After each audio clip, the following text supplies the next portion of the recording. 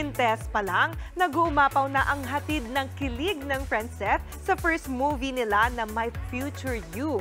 Habang ang Josh Lia gaganap na mag-ex sa kanilang reunion movie na Unhappy for You. Panoorin natin yan sa report ni MJ Marfori. Ay, kuya, ikaw na ba yan? Yes po. Ako nga po. Anong gagawin mo pag nakita mo ulit ang ex mo after a long time? Magiging bitter ka ba? So wala ka talagang balak mag-sorry, no? O ipapakitang naka-move on ka na? Kailan ka pa dito? Just this morning. Okay. Hanggang kailan? Saglit lang, 10 days. Yan ang comeback movie na Joshua Garcia at Julia Barreto na Unhappy for You. Sakto yan sa kanila dahil iikot ang pelikula sa kwento ng mag-ex.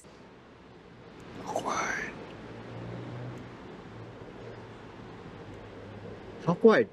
Ididirect yan ni Peterson Vargas na nasa likod ng hit movies na A Very Good Girl at Too Cool to Be Forgotten.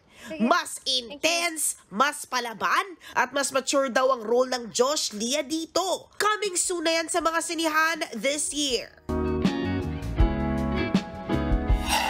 Eto pa, may screen test na sina Francine Diaz at Seth Fedelin ng upcoming movie nilang My Future You. Sa Instagram ni Chin, kitang super sweet ang Franceth sa camera.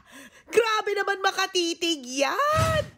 Speaking of My Future You, natanong din natin ang Franceth kung nakikita na nga ba nila ang isa't isa sa hinaharap. Hindi man romantically kasi iba rin naman po yung na-build naming friendship. So masasabi ko pong yes, nakikita ko si Seth sa future ko. Gusto kong makita na maabot ni Francine lahat ng gusto niyang marating. Gusto ko siyang makitang masaya. Ito ang unang pelikula na bibida ang Franceth. Kaya naman nag-trending agad ang upcoming project.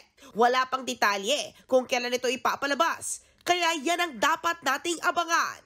Nagbabalita mula sa Frontline, MJ Marfori, News 5. Mga kapatid, Jania Lipon po, laging maging updated sa latest sa entertainment and lifestyle para maging una sa balitaan. Bisitahin at mag-subscribe na sa social media pages ng News 5.